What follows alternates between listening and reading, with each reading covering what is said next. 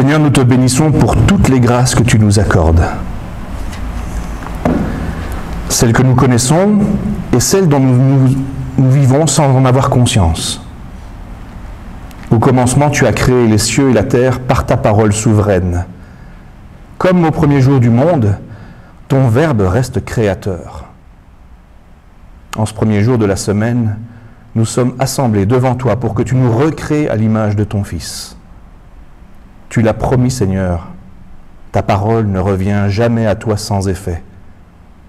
Accomplis aujourd'hui la mission que tu lui confies, afin qu'elle nous façonne jusqu'à ce que le Christ soit formé en nous et que nous connaissions la plénitude de ta joie. Parle au Père, nous t'écoutons. Amen. Alors ce matin, je vous invite à la poursuite du texte de la semaine passée. On poursuit la lecture de l'évangile de Luc, où Jésus, la semaine passée, on était resté, où Jésus envoie sur les routes les 72 disciples pour annoncer joyeusement que le royaume est arrivé. Le royaume s'est approché. Je vous invite à la lecture donc du chapitre 10, les versets 25 à 37. Un spécialiste de la loi se leva et dit à Jésus, pour le mettre à l'épreuve, « Maître, que dois-je faire pour recevoir ma part de vie éternelle ?» Jésus lui dit, « Qu'est-il écrit dans la loi? Comment lis-tu » Il choisit comme réponse, « Tu aimeras le Seigneur ton Dieu de tout ton cœur, de toute ton âme, de toute ta force et de toute ta pensée, et ton prochain comme toi-même. » Jésus lui dit, « Tu as répondu juste, fais cela et tu vivras. » Mais lui, voulant creuser la question, dit à Jésus, « Et qui est mon prochain ?»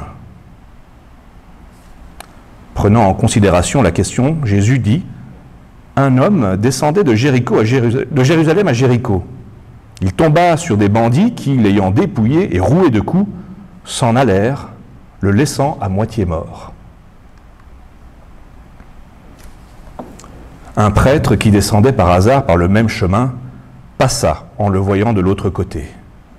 De même, un lévite, passant à cet endroit, passa en le voyant de l'autre côté. Mais un samaritain en voyage passa à côté de lui et fut profondément ému en le voyant.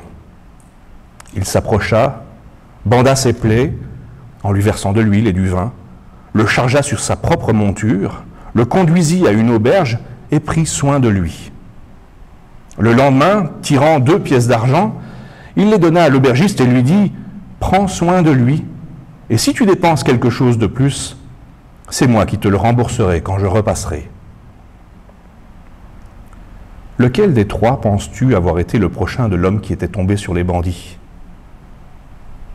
L'autre dit « Celui qui a eu pitié de lui. » Et Jésus lui dit « Va, et toi aussi, fais de même. » Qui est mon prochain? Question du jour. Jésus répond au travers de cette histoire, celui qui t'a donné un coup de main quand tu en avais besoin, sans même que tu lui demandes. Alors je vais vous inviter ce matin à une petite réflexion, à réfléchir à quelques instants aux conséquences de cette réponse. Selon le verset du Lévitique 19, 18, tu aimeras ton prochain comme toi-même, qui, dans notre vie, nous a aidés, sortis de l'impasse où nous nous trouvions. Qui et les avons-nous aimés comme nous-mêmes? Je nous laisse quelques instants pour réfléchir à cette question. Qui, dans notre vie, nous a aidés, sortis de l'impasse où nous nous trouvions, et les avons-nous aimés comme nous-mêmes? Quel est votre ressenti après cette introspection? Pensez-vous les avoir aimés à la hauteur de ce qu'ils vous ont donné? Si oui, tant mieux. Et sinon, ne vous en faites pas. Ce n'est pas grave, parce que ce n'est pas ce que Jésus nous demande. Parce que si Jésus définit bien le prochain comme étant celui qui nous a donné un coup de main quand on en avait besoin, ce n'est pas l'enseignement qui conclut cette parabole. Je vous invite à relire la fin. Jésus demande aux spécialistes de la loi, lequel des trois penses-tu avoir été le prochain de l'homme qui est tombé sur les bandits? Et le spécialiste de la loi lui répond, celui qui a eu pitié de lui. À quoi Jésus conclut, va, et toi aussi, fais de même. Fais de même que celui qui a eu pitié. En demandant à qui réserver son amour, le spécialiste de la loi comprend l'amour qu'il peut donner comme une ressource précieuse, à ne pas dilapider avec des gens qui n'en valent pas la peine. À la question « Qui est mon prochain ?», Jésus lui répond non pas comment identifier son prochain, mais comment se comporter en prochain. Jésus le décentre de lui-même pour qu'il devienne le prochain des autres. Voilà du grain à moudre pour nos actions, en Église, au travail et ailleurs. Je ne sais pas vous, mais moi j'entends souvent des gens qui nous rabattent les oreilles avec la question de la reconnaissance. Le mal-être au travail, à l'Église ou partout ailleurs, dans nos engagements, provient souvent d'un manque de reconnaissance.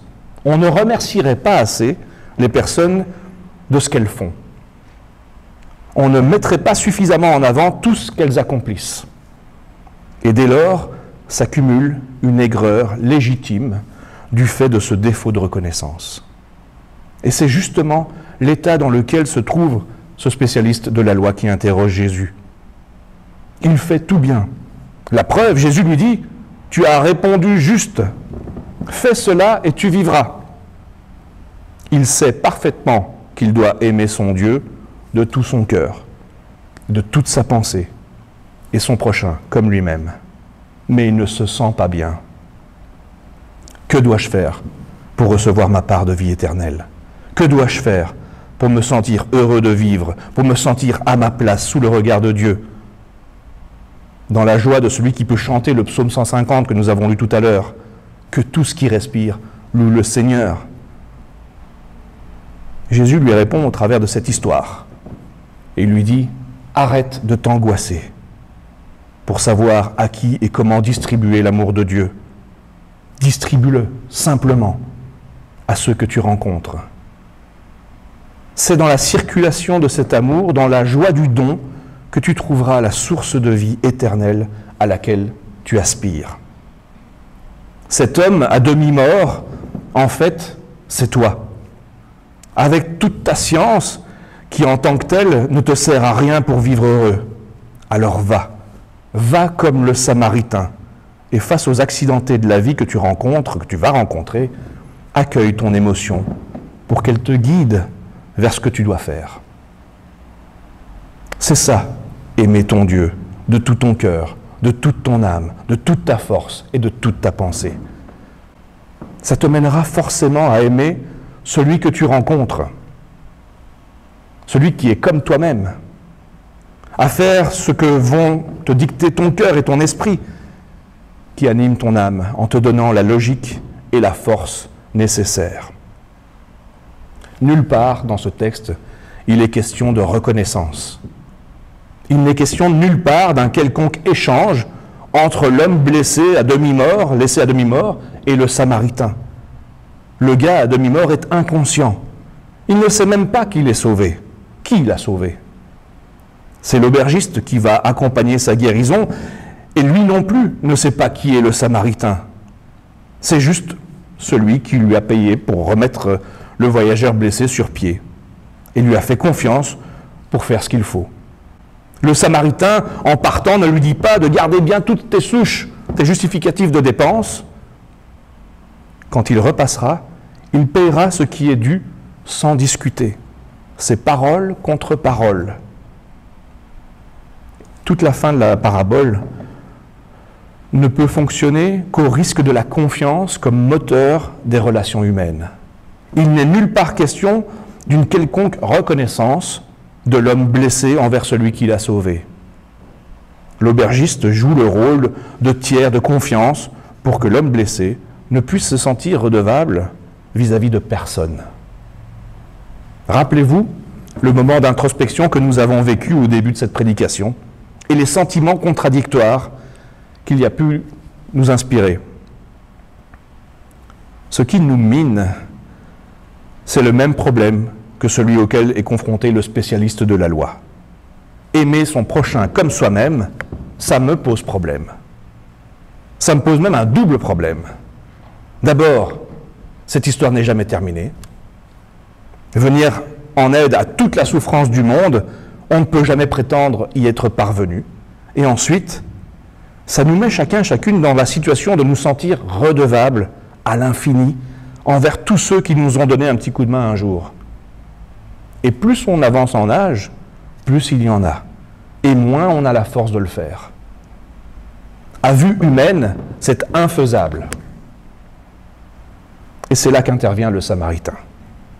Lui ne fait pas partie du dessus du panier des Juifs de Jérusalem, qui se considèrent comme les seuls vrais Juifs et qui n'ont pas, et il n'est pas non plus spécialiste de la loi comme celui qui interroge Jésus.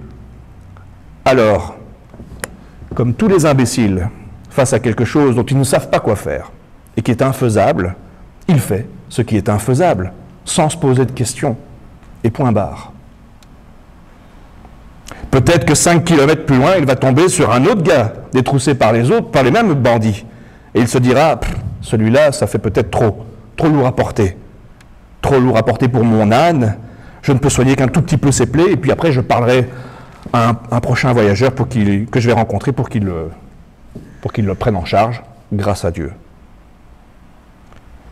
Il n'érige pas l'amour du prochain en absolu. Il fait ce qu'il peut avec ce qu'il a. Il applique simplement son obligation de moyens, comme je le disais la semaine dernière. J'aimerais le Seigneur mon Dieu de tout mon cœur, de toute mon âme, de toute ma force et de toute ma pensée. C'est-à-dire pour tout ce qu'il m'a donné, et mon prochain comme moi-même, c'est-à-dire avec les moyens que j'ai reçus, qui sont limités, parce que je ne suis pas Dieu. Le Samaritain reconnaît ses limites, il se sent lié par une obligation de moyens, ce que Dieu lui donne à l'instant T pour accomplir sa parole, un âne, du vin, du vinaigre, un peu d'argent, mais pas une obligation de résultat, qui n'appartient lui qu'à Dieu. Ce n'est pas la reconnaissance des autres qui est le moteur dans ce qu'il fait de bien. Le gars est inconscient, et il continuera, lui, sa vie sans lui. L'aubergiste est payé à juste prix pour le service rendu, pas de quoi susciter une reconnaissance éternelle. La question de la reconnaissance est une fausse piste contre laquelle Jésus nous met en garde. La limite de nos dons est celle des moyens dont nous disposons, qu'il connaît parfaitement, puisque c'est Dieu qui nous les a donnés. Nous n'avons pas à dépasser ces limites. Et il me semble donc que le besoin de reconnaissance est un indice pour nous alerter quand nous dépassons nos limites de moyens. Un indice qui vient nous rappeler à la nécessaire humilité. Nous ne sommes pas, je ne suis pas, tout-puissant. Prétendre le contraire, nous emberlificoter dans un toujours plus dont nous n'avons pas les moyens, va tôt ou tard nous faire basculer dans la tristesse et l'aigreur de ne pas pouvoir y arriver. La vie éternelle, c'est ce chemin de crête, cet équilibre à trouver entre la résignation qui nous ferait tomber dans l'abîme du néant et de la passivité, cet abîme où tombe d'ailleurs le prêtre et le lévite de notre histoire, et la tentation de toujours plus qui nous ferait tôt ou tard basculer dans la tristesse et l'aigreur de ne pas y arriver. Cette angoisse existentielle qu'exprime le spécialiste de la loi avec sa question. La joie de la vie éternelle, c'est celle que nous trouvons dans l'action, sous le regard de Dieu. Vous avez sans doute, comme moi, parfois des moments d'insomnie qui vous réveillent en plein milieu de la nuit, comme ce spécialiste de la loi, je pense aussi. Et on est au fond de son lit et est en train de penser à tout ce qu'on n'a pas fait encore, et tout ce qui reste à faire. Et on rumine jusqu'à ce que 5h, 5h30 arrivent, et bon, finalement, à quoi bon lutter? Alors autant se lever et attaquer la liste des choses à faire. Si on reste couché à demi-mort, rien n'avance. Debout et dans l'action, les problèmes peuvent être résolus. Alors j'aimerais bien vous inviter encore à une dernière image ce matin. Je ne sais pas si vous avez eu ce genre de jouet quand vous étiez petit. Moi j'ai eu. Ça s'appelle Monsieur Culbuto. J'ai passé beaucoup de temps à me battre avec lui, en cherchant à le faire tomber. Mais il se relève toujours. Et je dis bien il se relève et pas il se relevait toujours. Il se relève toujours. Parce que son derrière, le dessous, est lesté de plomb. La prière du Shema Israël, qui dit « Écoute Israël, l'Éternel notre Dieu, l'Éternel est un », tiré du Deutéronome, est récitée debout par les Juifs. Car Dieu nous veut debout. Il ne nous veut pas coucher. Et pour être sûr que nous allons toujours pouvoir nous relever, il nous leste de sa grâce, la lourde grâce de Dieu. La grâce avec laquelle Jésus accueille sérieusement la question du spécialiste de la loi qui est angoissé. La grâce avec laquelle le Samaritain est pris aux tripes. La grâce qu'il accorde aussi aux prêtres et aux Lévites qui sont passés sans rien faire. Parce que ce jour-là, aider ce gars blessé, c'était au-dessus de leurs moyens. Par la grâce de Dieu, j'aimerais le Seigneur mon Dieu de tout mon cœur, de toute mon âme, de toute ma force et de toute ma pensée, et mon prochain comme moi-même. De qui suis-je le prochain ?